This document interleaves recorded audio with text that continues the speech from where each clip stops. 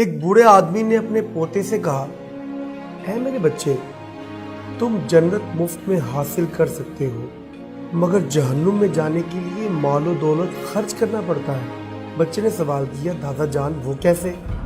دادا نے جواب دیا، دیکھو، جوا کھیلنے کے لیے پیسے لگانے پڑتے ہیں، شراب پینے کے لیے پیسے دینے پڑتے ہیں، سگریٹ پینے کے لیے پیسہ خرچ کرنا پڑتا ہے، گانے بجانے کے لیے پیسہ خرچ کرنا پڑتا ہے، عیاشی کے لیے سیر و سیاحت کرنا ہو تو پیسے لگانے پڑتے ہیں، مگر اے میرے بیٹے، جنت کے لیے کوئی روپیہ پیسہ نہیں خرچ کرنا پڑتا۔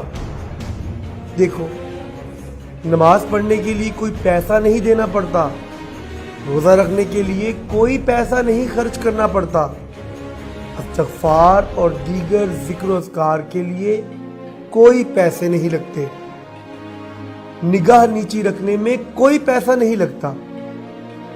میرے بیٹے، اب تم خود فیصلہ کرو، مال و دولت روپیہ پیسہ خرچ کر کے جہنم خریدنا چاہتے ہو یا مفت کی نیکیاں کر کے مفت میں جنت حاصل کرنا چاہتے ہو؟ واقعی بوڑھے لوگوں کی باتیں بڑی نصیحت آموز ہوتی ہیں۔